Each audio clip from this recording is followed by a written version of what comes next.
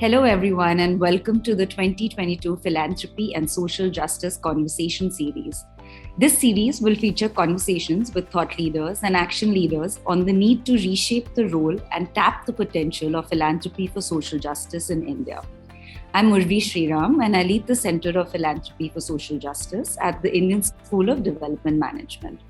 This center seeks to engage with individuals, families, institutions, social purpose organizations, and the communities in need to catalyze effective philanthropy for social change. Through a combination of rigorous research, learning programs, knowledge exchanges, and convening diverse voices, we aim to build a community of change makers for systemic change and over time become a hub of actionable knowledge on philanthropy for social justice. From our initial research and conversations with a diverse set of change makers, we are understanding that social justice philanthropy implies working for structural and systemic change that increases opportunity for those who are least well off politically, economically, and socially. It involves inclusion, strengthening, and empowering of the vulnerable population groups to advocate on their own behalf and influence change that has a positive impact for themselves and for the society as a whole. So today we are very happy to have Aniket Doegar with us. He is the founder and CEO of Hakqdarshak, a social enterprise that believes that every citizen matters. He's working on informing and empowering citizens to get their rights to government schemes in India. The company has been able to assist more than 15 lakh low-income people access benefits that they otherwise would not have been able to. Thank you so much for joining us today, Aniket. Pleasure. Thank you. Thank you, Urvi. So, Aniket, just wanted to begin by asking you, if you could tell us a bit about Hakqdarshak and what is your vision for the future? So, Hakqdarshak essentially is a for-profit social enterprise. We are technology enabled, and essentially the purpose and mission is to ensure every citizen gets access to their rights, social security, financial inclusion, and thereby ensuring that people have a higher standard of living. We essentially right now are focusing that how do we, and we do that with the help of women entrepreneurs. So we train women entrepreneurs on the ground, and they are our delivery channel. So it's an assisted tech model where the women entrepreneurs go door to door on the ground in rural and urban low-income communities. Our real focus is on informal workers, labor, urban and rural, people who are earning less than 1,000 rupees per day. And then this very small micro nano businesses which are earning less than 10 lakh rupees per year. And how do we formalize them? How do we get them identity documents, access to social security? Thanks. And if you could just tell us, when did Hakqdarshak start and a little bit about, how it's been able to create impact so far? So Hakqdarshak started in Jan 2016. I have been working on this problem now for close to 10 years. So even before that, in my different roles, I had been trying to solve for this information mismatch, basically, because there are so many government schemes out there, but the citizens who really need it and are eligible for it are not really aware about this because of different reasons of literacy, of access, and then of the complexity in terms of actually in the last mile getting these services. So we basically started in 2016 Jan. In the first 2 to 3 years, we tried multiple business models. We focused on technology. We focused on research, trying to fine tune the model because it's such a complex and vast problem. It affects 800 million Indian citizens. In the last three and a half years, is largely our model has been to work with corporates, with philanthropies, with CSR, with non-profits to ensure this access happens at the last mile for these workers and small businesses. We've now trained over 10,000 rural entrepreneurs, women entrepreneurs who are our agents. And now close to, overall our reach is now crossed 20 lakhs. And out of which we have ensured that 15 lakh families have got benefits. And 50,000 small businesses have got benefits. And we are spread across the country. All states, and we have a team of about 450 people. So we have our entire technology, product, research, operations teams all in-house. And we are a Bangalore registered company. Right. Thanks, Aniket, for sharing your personal journey. So now just moving on to, your understanding and your views on philanthropy, and especially philanthropy for social justice, both at an ecosystem level and at a personal level. So, we're seeing that philanthropy in India has, of course, existed forever, but institutional philanthropy and, more strategic philanthropy has seen a lot of growth in the past years as wealth has grown at a tremendous rate. More people are giving at an early age. There's a growth in the entire philanthropic ecosystem. Yet somehow one sees that this growth and development has been in silos. There are investments in select few areas which are preferred over others by many people, and especially leaving complex areas like human rights or environment or gender equality and some of the other deeply entrenched issues with minimum funds and minimum attention. So what do you think, and how do you think whether Indian philanthropy has been historically how effective in reducing the inequality of opportunity for all, or what is been its success in creating sustainable, scalable impact? And what do you think can be done to increase and amplify that impact? Well, absolutely. So I'll answer in two parts. One, the landscape of Indian philanthropy, and completely from my understanding, limited understanding, and potentially bias as well. And then in terms of why we see that, like you mentioned on justice, gender, rights, why there is less funding. I think one thing we need to acknowledge that we forget is that India, in fact, has been a pioneer in philanthropy long before the Western world. We had the Tatas in the 19th century, and bunch of family offices and trusts which were formed and actually very professionally run, who funded before even CSR came in fact, funding the growth of the country. So there has been a tradition of philanthropy in India. I think now what is happening is that we have very few philanthropies, family or organizations backed, which are run, I would say, completely independently of the individuals. I think it's still in that phase where it's largely family driven, individual driven, and it is not yet ecosystem driven. And because till the time we are not very ecosystem driven, which typically a philanthropy should be, because once you put the money in philanthropy, it's for public. It's not your money anymore. That's the definition, right? I mean, once you've parked your money, whether for whatever purpose, if you're committed that money, ideally it should be for whatever is best for the people who need it. So I think we're still nascent there in terms of building institutions on philanthropy and potentially running them more professionally. There are lesser, I would say, organizations. There are, like you rightly said, there are a lot more individuals now who want to give.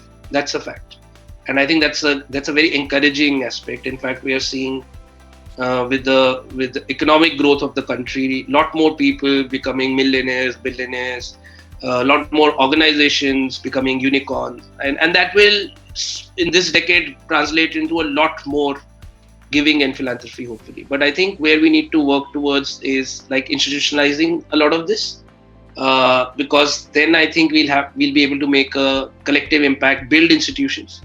I think if Tatas hadn't spent on Indian Institute of Science or TIS or the colleges in the country that have been set up by large philanthropic institutions, they are reaping benefits of that even 50, 100 years later. So how do you do that in a much more organized way? So I think that's where we are in that growth phase, in that sense, of philanthropy in India, moving from individual to institution. And that therein lies the second part. I personally believe that's the reason we are not able to give to these problems which do not have a tangible output. We have a very output-based funding model, very tangible output. So if you put in this much money, how much return are you getting?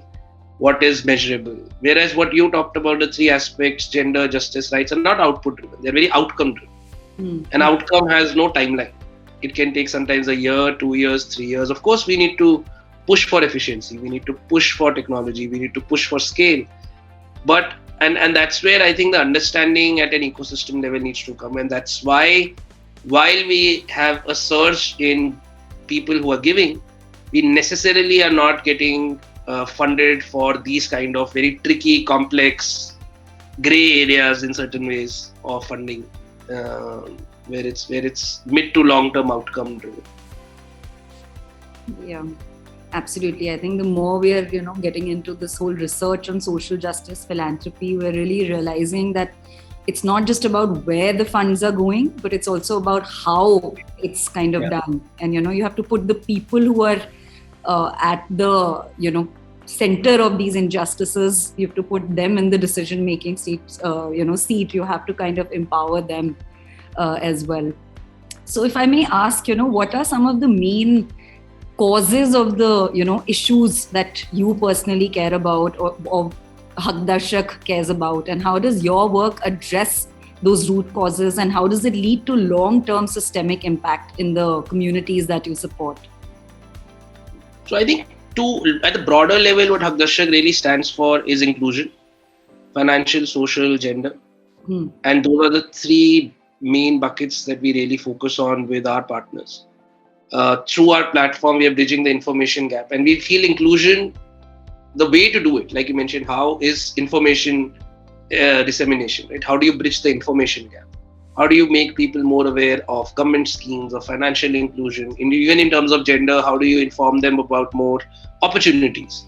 How do we train them? And that's why, even though it's been very tough, and I would say really difficult in rural areas as well to train so many women entrepreneurs. And I'm again saying from 2016, when smartphone access wasn't there are patriarchal issues. So we are really pushing on these three levels under the inclusion umbrella. And it's a fact that when I can narrate the narrative is more around inclusion, it's difficult to raise money. Right? But when I and to give you an example, when there is a project where we say, we are training X women so that they will lead to X livelihood, it's easier. Or when we then break it down to say, okay, we are going to ensure X number of people get access to scholarships or pensions or their rights in terms of caste certificates, it's easier. So it's very important for organizations and founders to have their core mission very clear in their heads, in their teams, so that people join you in this sector because of your core mission. But it's equally important in the current landscape with philanthropists and funders to break down that narrative. Because if I go to a philanthropist today and say I want to work on inclusion, I don't think anybody will fund it. But what do you want to do under that? And then once you're clear, like I said, social security, financial inclusion, gender is for us. How do you make it very simple? And the fact is output based. We want to get philanthropists to think outcome, but that will also come. I feel that you can't push that with organizations to say, start thinking process, start thinking how, start funding the process. It doesn't happen immediately, and it takes time. Absolutely. And thank you for being absolutely, candid and sharing your struggles and experiences with Hakqdarshak and how you approach funders and the kind of feedback you get from them. So Aniket, based on your experience, how do you think funders, whether individuals, whether corporates, whether foundations, and social purpose organizations like yours, how can they have better relationships, connect with each other a bit more and with the communities that they're working in? So how important really a collaboration is for creating sustainable impact? Extremely important. And I think the ecosystem, we need to have a collaborative approach. But I think the reality is at the center of this is technology and data. And more, even to collaborate and kind of get to the grassroots of the problem, even at the extreme bottom of the pyramid, when we're saying aspirationally, everyone wants to have a smartphone, everyone wants to have access to technology. So I think for us also at Hakqdarshak, or the kind of work we do, when we want to work with civil society, we want to work with communities, we want to work with non-profits, funders together, we are able to, I believe, whatever we've been able to do has been through the power of data, because we've kept technology and data at the center of it. And I think whatever you are legally structured as should not be a barrier towards using that.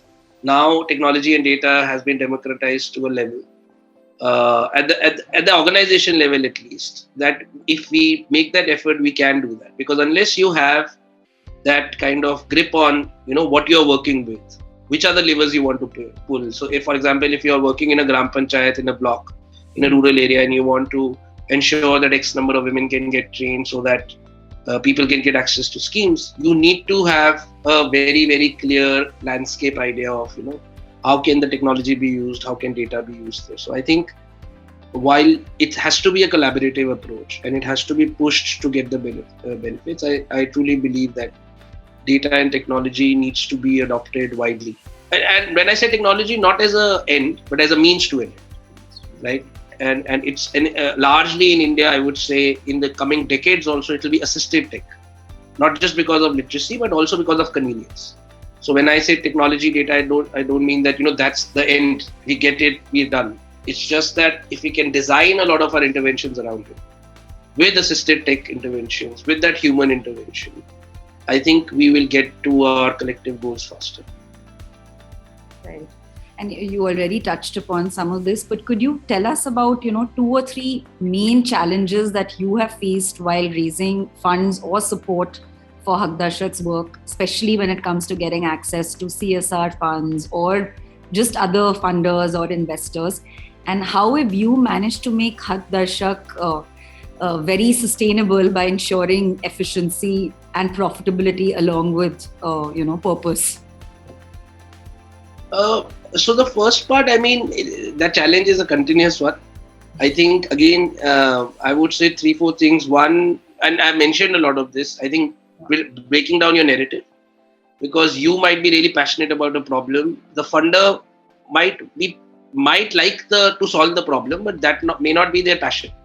So that reality and understanding is very, very important. It's very rarely that a founder or a person who's trying to solve a problem will equally find a funder who's equally passionate. That kind of matching very rarely happens. So you need to break down your narrative, make it very simple, make it very initially very easy, and kind of how we can push that with the funder in easy terms, in terms of output driven, and then lead to outcomes. So I think that is one.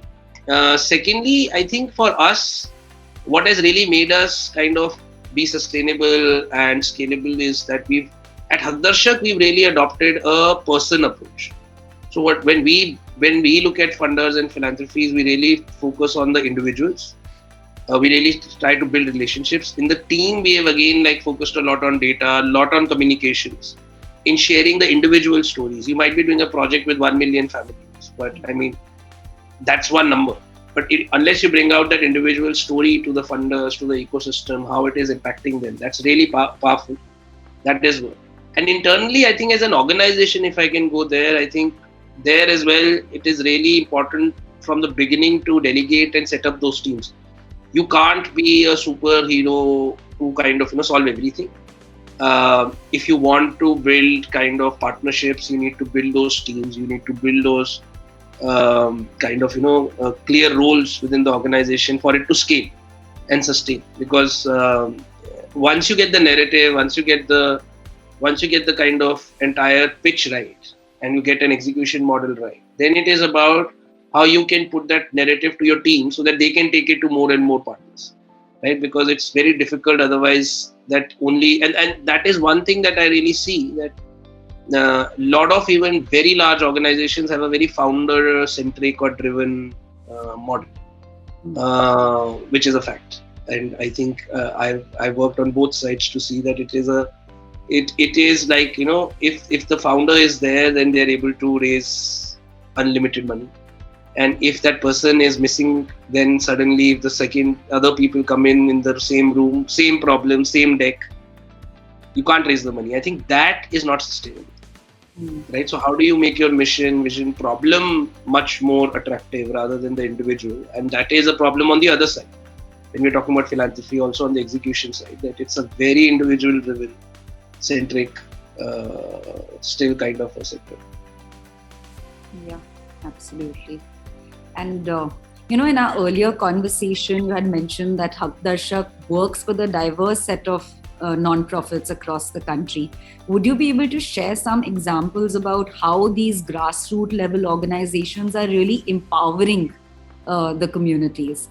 And what are some of the obstacles that they face, and how are they involving members from the communities in their decision making and their planning, etc.? No, absolutely. I think they are really I would say, the pillars of execution. I mean, because nobody knows the communities better than the grassroots organizations. Now, we today work with more than 70 small grassroots organizations. We offer them our technology, training, ensure that, and that's a very collaborative approach, like we were earlier discussing. So we never go in with the mindset and now we'll take over execution. We say it's your community, it's your should be your solution, but we are just offering you technology, training, hand-holding you to kind of solve this, because most of these organizations are not just doing government schemes, they are doing 5 other things. So rather than reinventing the wheel, how can we collaborate? And there are some large non-profits also with whom we work, and we've learned a lot from them, their processes, their empathy towards the problem, which is extremely important. And the way they kind of navigate the complex community philanthropy relationship, and they've been doing it for decades. So I think it's a lot of learning experience, and I think that's again the mindset we've learned we have to go in with. You might be very good at what you do. Like, we know we are good at X part of delivering government schemes. Doesn't mean that we know the community. So unless we go in with that attitude of learning and go in with that mindset that we'll be learning every day, that really helps in that collaboration, and that's how we work. So largely we feel like in this especially space of government scheme delivery, without that collaborative approach at scale, it's literally impossible to impact 800 million people across the country. Absolutely. Thanks, Aniket. You've been a visionary leader, young founder who's taken on a critical problem in the country. What do you think other leaders, whether it's the funding side or founders of social purpose organizations, what can they do to make their capital or efforts more effective, especially when it comes to increasing the welfare of less privileged communities? So I think I'm going to kind of share something which I believe might not work for the founders that much, but I think talk less to the founders and talk more to the community as funders, because I have actually seen that work best for Hakqdarshak in tricky situations with certain funders without taking any names. We've had situations where we've been like, how do we explain why this is important, or how do we explain, and then if we are able to bring in that conversation the community itself or our Hakqdarshaks, the way they explain it, right? The way because it's their problem end of the day, you're solving it for them.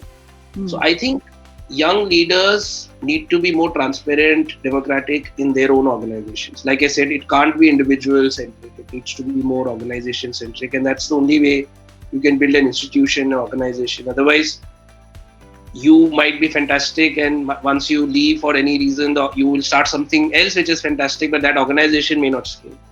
And similarly for young, like you said, people who are thinking of the funding side, on the philanthropy side, they need to engage a lot more with the people that they want to fund. Nobody wants to fund founders like me. I mean, why would anybody want to fund me? I've had the privilege of coming from a decent family, good education. I can figure it out. They want to fund, end of the day, in the last mile, that family or that citizen who really needs it. Right? So I feel there is not enough connect there. There is not enough, because then a lot of ideas can come, a lot of innovation can come, and a lot more focused capital can come, because I think funders can bring a lot to the table in terms of ideation, in terms of just design. I think there is again this mental block that sometimes founders have, organizations have, that we will go with the design to the funder, and it is anyways going to have a certain kind of reaction, and then we will go back, rework on the proposal. That's a standard thinking. But if we can engage them a lot more on the design, and there is a lot more engagement at the community level from funders, I think that can really make a big change in the way we look at philanthropy, different designs. Now we are in the community, and I mean in the ecosystem, I'm seeing a lot more talk about blended finance models, right? So not just traditional philanthropy or giving, but more blended finance, outcome-driven funding, working capital kind of structures. bigger scale. So if we want to do all of that, there has to be a lot more engagement. That has to be built in from both sides. I'm not saying just from philanthropy or from the organizations, from both sides. Right. And are there any leaders or change makers that have inspired you personally? I mean, you to share some names, some examples. In the sector, my kind of someone I really looked up to and also has helped me personally as a mentor has been Vijay Mahajan. He's been like a leader in the sector that has inspired me a lot.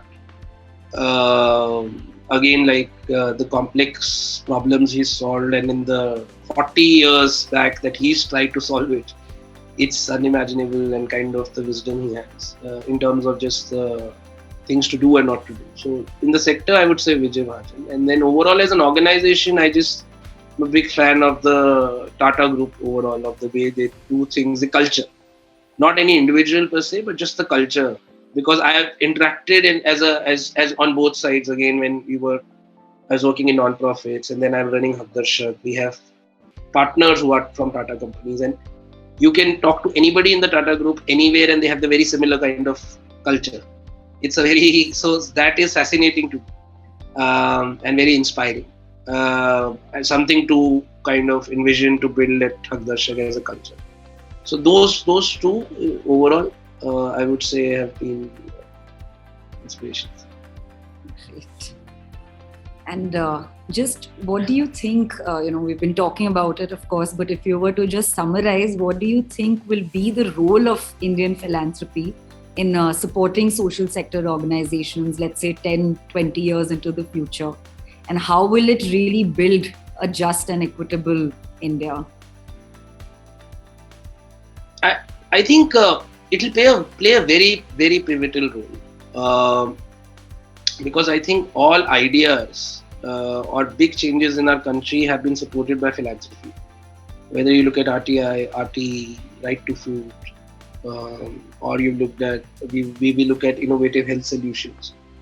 There have been some philanthropists who have been ahead of the game, and kind of I think the pivotal role that philanthropy can play is taking more risk, being closer to the community, giving in some cases that kind of being okay with failure, right? I mean, that's the whole point. I mean, why do we only want to look at successes? Like when like I mentioned, right, last 2-3 years Hakqdarshak has grown, but we've also failed in our first 3-4 years miserably in terms of our operations or the partners we've delivered, and we've had partners who've not been happy with us. I think some of them have come back and given us a second chance, and that's the reason Hakqdarshak is here, right? I mean, if they wouldn't have given us a second chance, third chance, we would not have been here. So can philanthropy be okay with failure? Can they be okay to take risk? I think then in 10-20 years, I think they'll play a very, very pivotal role in largely innovation. I don't think we should really worry about scale. Sometimes we get too fixated with scale and philanthropy and giving.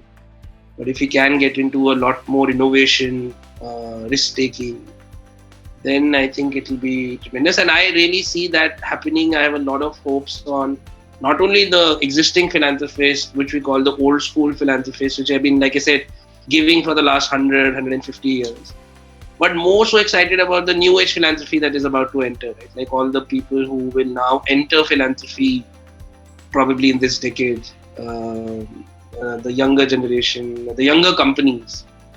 And if they apply the same principles they have applied to their companies in becoming unicorns, which is risk-taking, using capital, being okay with burning capital, hiring quality talent, rewarding talent.